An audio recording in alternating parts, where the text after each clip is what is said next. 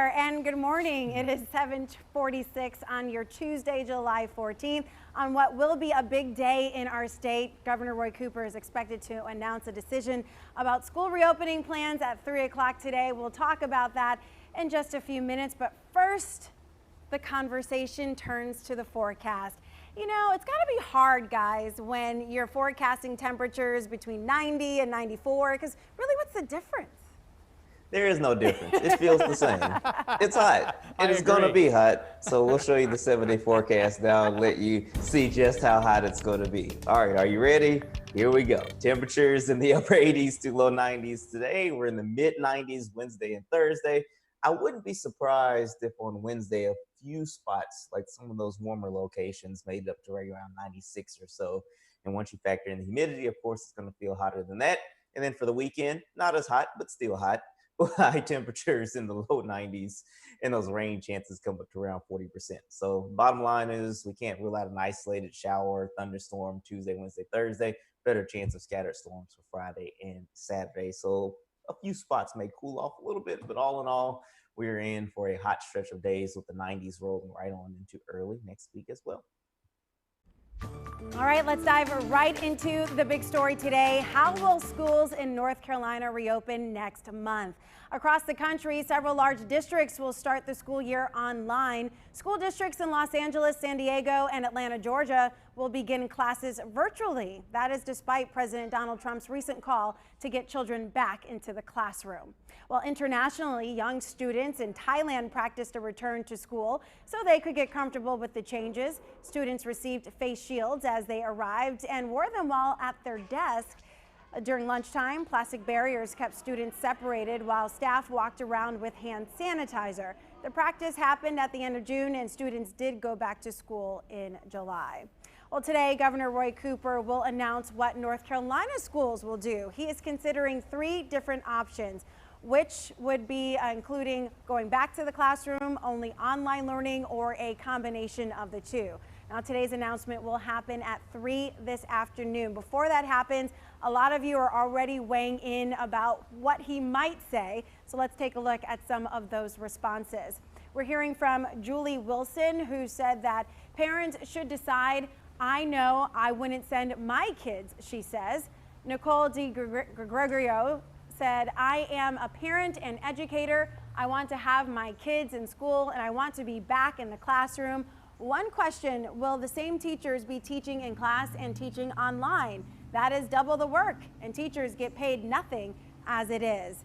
Jennifer Taylor Ivy said, I don't think it would be a smart idea to open right now.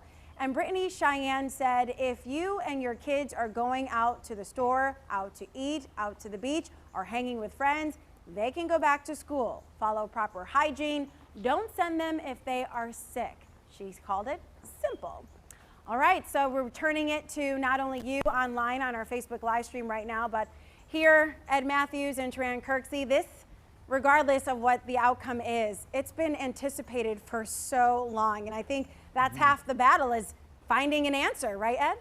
Absolutely. And, you know, Tran and I both agree, you know, we got to keep looking at the data. And unfortunately, the data recently has not looked good. Now, I'm very encouraged that the numbers are down a little bit over the past couple of days, but only by a tiny bit.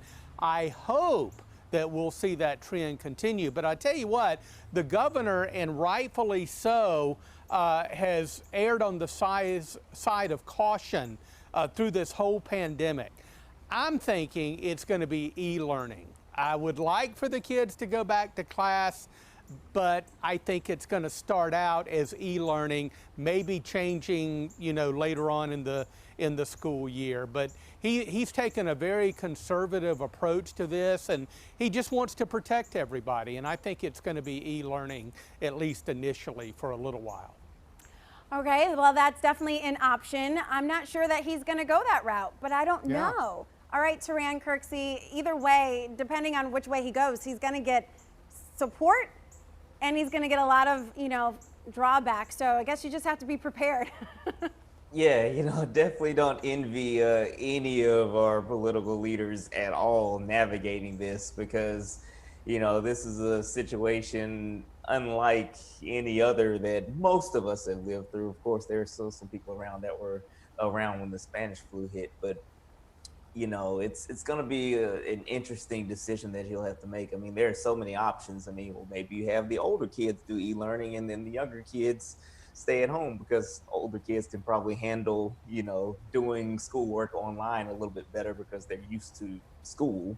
Or do you do a 50% capacity school thing where parents can sign up to have their kids do e-learning, first come, first serve. And then when it gets to that 50% cap, then everybody else just has to go to school, even if they didn't want to go do in-person schooling. I mean, there's so many options. I don't know what they're going to decide. I'm not an education expert by any stretch of the imagination. So I'm sure there are a lot of different scenarios that they have been thinking through probably for the past month or so. And, they were hoping maybe when we got to July, things would start trending down and we wouldn't even have to make this decision. But unfortunately, we are where we are. So I'm interested to see what they decide to announce. Yeah, in fact, that was the reason for the original delay, was that the governor's office said it needed more time to look at the data and then also to compare that data to where they want to be and where they are now and where they could be in August. So he's had that time now and a decision will be coming.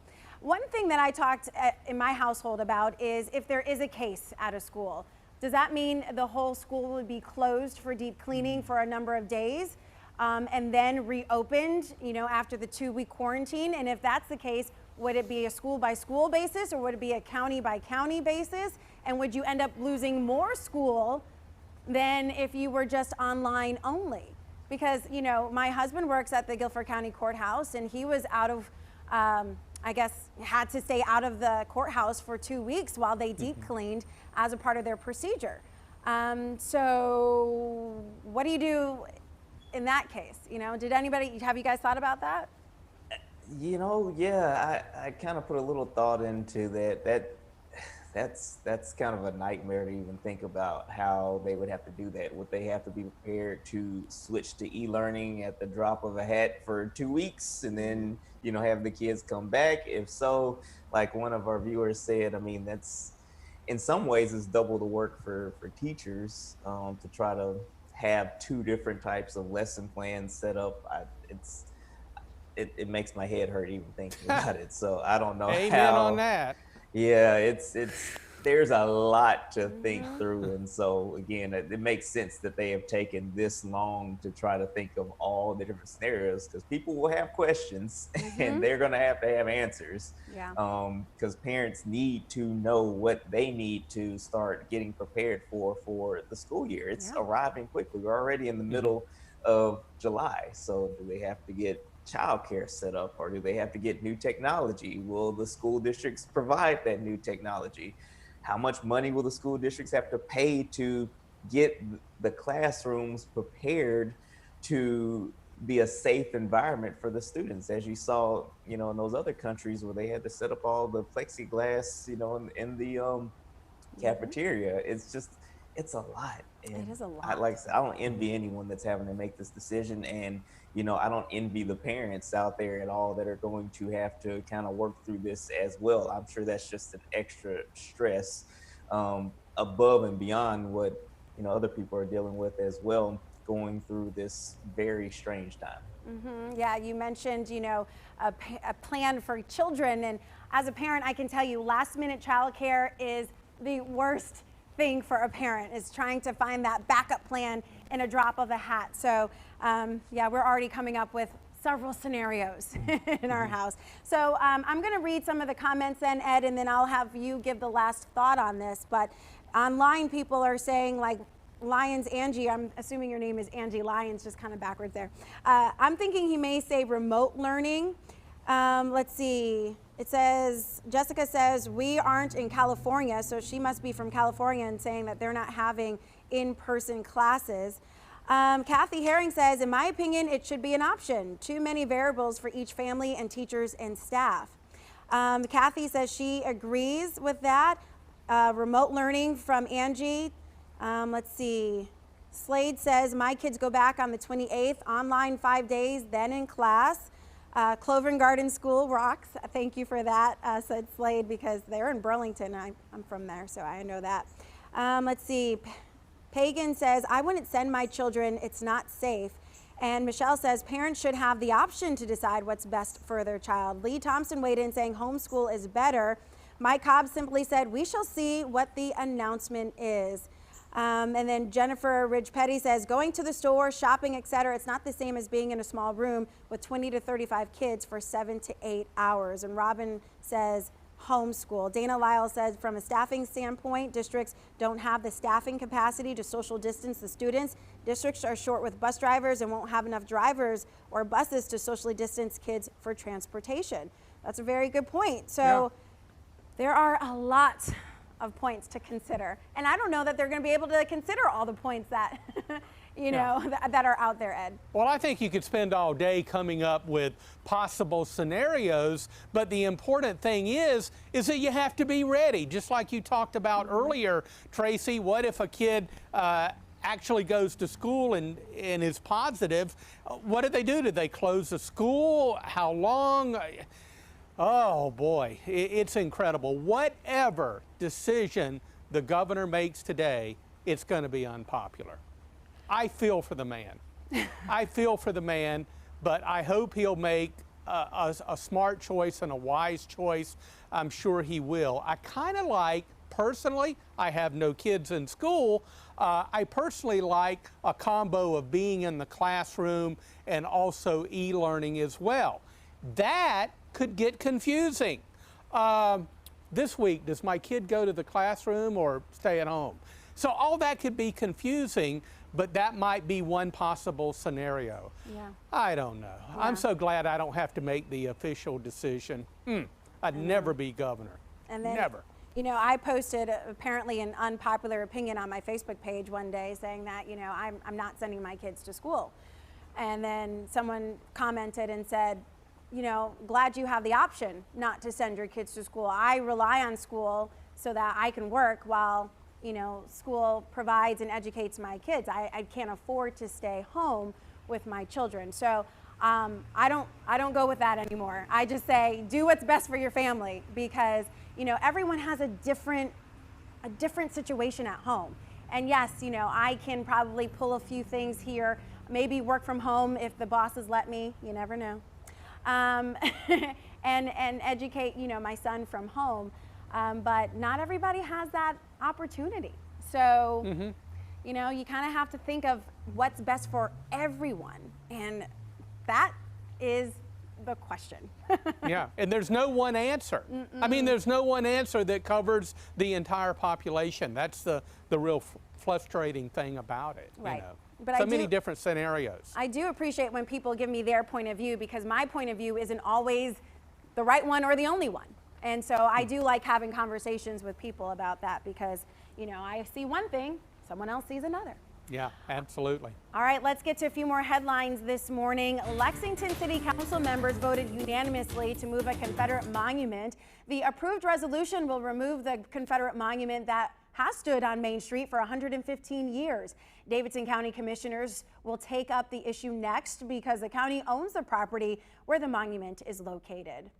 Well, today, a Greensboro DMV office will reopen. The DMV on East Market Street in Greensboro closed because an employee had to take a coronavirus test. The location stayed closed until the results came back, and it could be cleaned.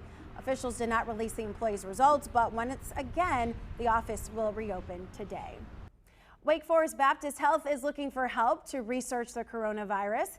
The hospital wants to talk to patients who have already had it. They will need you to fill out a few short surveys to get a better understanding of the risks of possible exposures, symptoms, and healthcare visits. Some volunteers may be asked to complete an in-home test for coronavirus antibodies. All right, so we got to the news. Now let's, I would say fun, but it is interesting.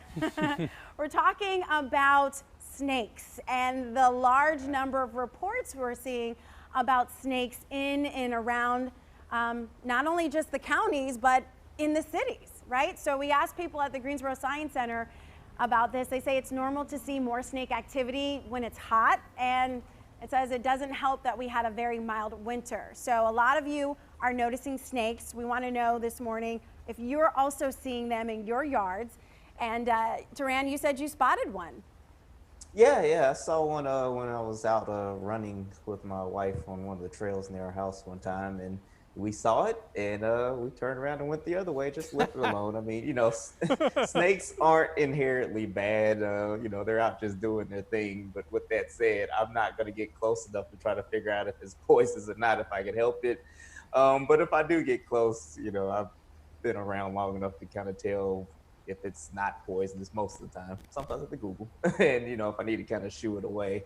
But yeah, as soon as we saw it, we just decided to hightail it the other way. This is your trail now, Snake. You can stay out there and sun out in the concrete as long as you want and enjoy all of the sunshine. We're going to be back inside in the air conditioning, far, far away from you. Yeah, this is your spot now. Enjoy. Yeah, you got it. I'm not messing with you. All right. Ed Matthews, we actually showed video of some of the snakes that are common for our area on the Good Morning Show, and I was just looking at how big they are. Only 6 or 7 of them are venomous in our area. Yeah, those copperheads are nasty ones. Yeah, they're very poisonous, and we have plenty of those in the Carolinas and Virginia. I have not seen a snake so far this season, but having grown up in the country, I have seen my share of snakes. Now, hopefully, I'll go through the rest of the summer and see no snakes at all. As I talked about earlier on the Good Morning Show, I am just frightened silly at snakes, and I can't really, I've not had a bad experience with a snake. I hope I never have an experience of any kind with a snake, but I'm just scared to death of them. I don't know why. I never saw the movie Snakes on a Plane. But that would just be, I've never seen any snake movie. Anaconda, I know them all because I've seen the trailers, but I've never seen the movies because I just don't do snakes. No, I don't either. it just, And there's even one, what was it, the one with spiders, arachnophobia maybe? That one also, I couldn't do that. I just don't like anything but dogs and cats and bunnies. Zoo animals are fine, just my opinion. So let's see here. Isaac said, whew, no snakes. Nadine says, I don't do snakes either. Tamrika said she killed 6 copperheads. Wow. Heather Harness said there had been a snake hiding under her garage door. I thought it was a big worm, but then I saw the tongue and swept it away with a broom into the grass. It looked like a garden snake. My goodness, I hope it was just a garden snake. But I mean, I know that there are different ways that you can distinguish which is a venomous snake and which is not. I don't want to take a chance. I don't want to be like, excuse me, sorry, are you venomous? Like, what do you do? Do you pull out your cell phone and take a picture and like Google search it, while you're waiting for it to potentially attack you? Turn around, like Taran, get gone. Why are you wasting valuable time where it could, decide, oh, this looks good. A nice toe for breakfast. If you bring it a sandwich, and sit there and have a conversation with it, it'll let you know everything you need to know. It'll tell you how many, how many mice or whatever it's caught that day. You'll know what's going on in the garden. It'll give you a good update. I'm just kidding. No, I kind of do look at, I think, the shape of the head if I am close enough to have to see it, to decide, if I'm going to take my chances on whether or not it's poisonous. But most of the time, I just try to stay away from them and, put whatever I can put around the house to encourage them to not get close to my house. But, it's, I'd rather not come in contact with them. Like Ed said, if I never saw another snake in real life for the rest of my life, I'd be happy. Absolutely. So Tamrika said, I respect them, but when it comes to my kid, I will kill the bad ones. Others, I leave be. And Nicole said, if I find a snake in the house, y'all will be also reporting on a house fire. I get it. All right, guys. So why don't you go ahead and give us a forecast, because this is the reason why we're seeing a lot more snakes. Well, the snakes will be able to sun today bask in the hot weather. They love that kind of stuff since they're reptiles. We'll reach up around 90, more 90-degree heat, mid, maybe even some upper 90s tomorrow. Low shower storm chance until, Well, later Thursday, more likely into Friday and Saturday, a little better chance of showers. Hopefully, some of you will get some rain that's missed the boat in recent weeks. But look at this, more 90-degree weather right on through the next 7 days. On a serious note, stay hydrated, drink plenty of water if you're working outdoors. All right, and avoid snakes. And avoid snakes, yes. Thank you so much for joining us on After GMS. We appreciate you here. We appreciate you having this conversation with you. And I appreciate the people who are responding to so-called trolls online who don't agree normally with the news that we report. But you know, we have to report what is the news. So thanks for having our backs, guys. And we will see you tomorrow on After GMS. Take care.